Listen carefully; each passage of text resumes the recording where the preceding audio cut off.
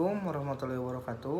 Dalam kesempatan kali ini saya akan mempresentasikan hasil riset problem saya tentang problem komunikasi yang mengakibatkan dolar Amerika Serikat mencapai Rp15.000 di Indonesia. Yang pertama, saya akan menjelaskan apa itu dolar Amerika Serikat.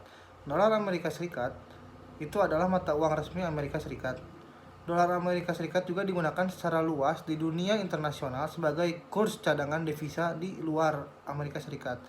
Penerbitan uang dolar Amerika Serikat dikontrol oleh sistem perbankan Federal Reserve. Simbol yang paling umum digunakan untuk dolar Amerika Serikat adalah lambang dolar. Kode ISO 4217 untuk dolar Amerika Serikat adalah USD. Dolar Amerika Serikat juga dirujuk sebagai US dollar oleh Dana Moneter Internasional. Amerika Serikat adalah salah satu dari banyak negara yang menggunakan mata uang bernama dolar. Beberapa negara lainnya menggunakan dolar Amerika Serikat sebagai mata uang resmi mereka, dan banyak lainnya yang memperbolehkannya digunakan dalam kapasitas legal de facto. Lihat dolar, kata bak umumnya digunakan oleh orang Amerika untuk merujuk kepada $1 Amerika Serikat dalam percakapan sehari-hari. Selanjutnya, saya akan menjelaskan faktor-faktor penyebab melemahnya kurs rupiah terhadap dolar Amerika Serikat. Yang pertama itu ada faktor internal.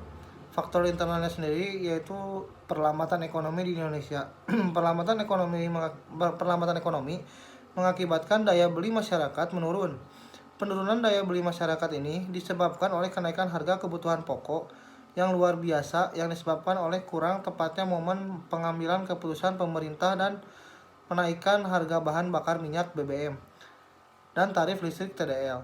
Pada masa awal pemerintahan Jokowi dan Yusuf Kala, padahal belajar dari pengalaman sebelumnya, setiap kenaikan BBM dan TDL pasti terjadi kenaikan harga kebutuhan pokok yang akan menyebabkan inflasi meningkat. Dengan inflasi yang meningkat terus, maka akan memicu pelemahan rupiah. Inflasi secara teori diketahui bahwa negara yang mengalami inflasi tinggi cenderung nilai mata uangnya terdepresiasi atau menurun. Contohnya, jika inflasi Indonesia naik lebih cepat dibandingkan dengan inflasi di Amerika, maka akan mendorong harga-harga Indonesia meningkat lebih cepat dibandingkan dengan harga-harga di Amerika. Karena harga-harga barang di Indonesia menjadi lebih mahal relatif terhadap barang Amerika, maka permintaan barang Amerika akan semakin meningkat. Kedua, ada dari faktor eksternal, yaitu dari situasi ekonomi Amerika Serikatnya sendiri. Membaiknya ekonomi Amerika Serikat setelah krisis tahun 2008 dengan membaiknya ekonomi Amerika membuat investasi dalam bentuk dolar Amerika yang dulu menyebar di luar negeri kembali masuk Amerika, atau istilahnya dolar pulang kampung. Perbaikan ekonomi Amerika setelah krisis tersebut membuat Bank Sentral Amerika atau The Fed menghembuskan rencana tapering off atau pemangkasan kuantitatif easing yang sering disebut stimulus ekonomi.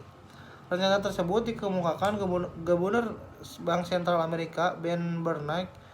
Katanya, jika perbankan ekonomi terus berlangsung, dalam waktu dekat kami akan mengurangi pembelian obligasi. Pernyataan ini yang diucapkan dalam rapat 22 Mei 2013 lalu menjadi titik awal melemahnya ekonomi global terhadap dolar Amerika karena penawaran dolar Amerika akan berkurang. Hal ini membuat dolar langka di pasar keuangan, akan tetapi dia diburu untuk keperluan selanjutnya itu dampak melemahnya rupiah terhadap dolar Amerika Serikat. Dampak melemahnya kurs rupiah mulai dari diferensiasi inflasi, diferensiasi suku bunga, defisit neraca berjalan, utang publik, ketentuan perdagangan, sampai stabilitas politik dan ekonomi. Kurs rupiah memang tidak stabil, kadang menguat, kadang melemah terhadap dolar. Pernah rupiah selama-lamanya berhadapan dengan dolar. Situasi tersebut terjadi saat Soeharto masih menjadi presiden pada tahun 1998 dan kemudian lengser karena tak bisa menangani krisis ekonomi yang terjadi sebagai dampak melemahnya kurs rupiah. Perubahan nilai tukar, kurs mata uang suatu negara yang cenderung melemah sering kali dipandang negatif. Nyatanya, kondisi tersebut tak selamanya buruk. Ada hal positif yang bisa diambil dari melemahnya kurs rupiah. Setidaknya ada 4 yang ditimbulkan jika kurs rupiah melemah. Yang pertama, ketika kurs rupiah melemah itu yang jadi diuntungkan tuh pertama karyawan bergaji dolar. Kenapa diuntungkan? Karena apabila kurs rupiah melemah, nilai dolar Amerika Serikat akan meningkat. Dengan begitu, mereka yang bergaji dolar akan diuntungkan sebab dolar yang didapat bila dikonversikan ke rupiah, jumlah rupiah yang didapat lebih banyak dari sebelum melemahnya rupiah. Yang kedua, keuntungan eksportir dalam negeri meningkat. Akibat kurs rupiah melemah, maka banyak permintaan dari luar terhadap produk-produk Indonesia. Meningkatnya pembelian produk-produk dalam negeri tentu saja meningkatkan keuntungan beberapa eksportir Indonesia seperti eksportir mebel dan tekstil. Yang selanjutnya, melemahnya rupiah mengancam obligasi dan surat utang negara. Dampak negatif dari melemahnya kurs rupiah juga menyasar ke perdagangan obligasi dan surat utang negara. Dan mengacu pada lemahnya kurs rupiah, investor-investor akan menjual obligasi dan sun yang telah mereka beli. Situasi kian buruk jika tidak ada pembeli obligasi dan sun. Harga obligasi dan sun nantinya bisa merosot dan dapat berakibat terhadap kurs rupiah. Karena itu, dalam situasi ini Bank Indonesia atau BI akan mengambil tindakan dengan membeli obligasi dan sun yang dijual investor-investor asing. Selanjutnya adalah teori yang berkaitan dengan melemahnya dolar terhadap kurs rupiah. Yang saya ambil itu yaitu teori komunikasi pembangunan tentang teori analisis proses interaksi. Menurut Taharjo dan Kartika 2019, analisis proses interaksi yang dikemukakan Robert Bals merupakan yang klasik pada bidangnya. Bals menciptakan sebuah teori terpadu yang dikembangkan dengan baik dari komunikasi kelompok kecil yang bertujuan menjelaskan jenis pesan yang manusia tukar dalam suatu kelompok. Dalam kelompok, setiap individu dapat memperlihatkan sikap positif atau gabungan dengan 1. Menjadi ramah, 2. Mendramatisi atau menyetujui sebaliknya. Mereka juga dapat menunjukkan sikap negatif atau sikap campur aduk tangan. 1. Penolakan, yang kedua memperlihatkan ketegangan, atau yang ketiga menjadi tidak ramah. Dalam menyelesaikan tugas kelompok, setiap individu dapat yang pertama menanyakan informasi, 2. menanyakan opini, yang ketiga meminta saran, yang keempat memberi saran, yang kelima memberi opini, dan yang keenam memberi informasi. Nah, jika manusia tidak berbagi informasi secara cukup, mereka akan memiliki seperti yang Bal sebut permasalahan dalam komunikasi. Jika mereka tidak berbagi opini, mereka akan mengalami permasalahan dalam evaluasi. Jika mereka tidak meminta atau memberi saran, kelompok akan menderita permasalahan dalam kendali.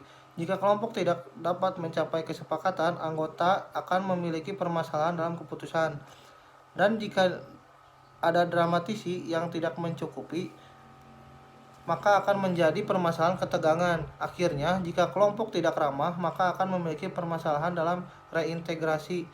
Seperti yang dimaksud oleh Bals, bahwa kelompok tidak mampu membangun kembali sebuah perasaan kesatuan atau kepaduan dalam kelompok.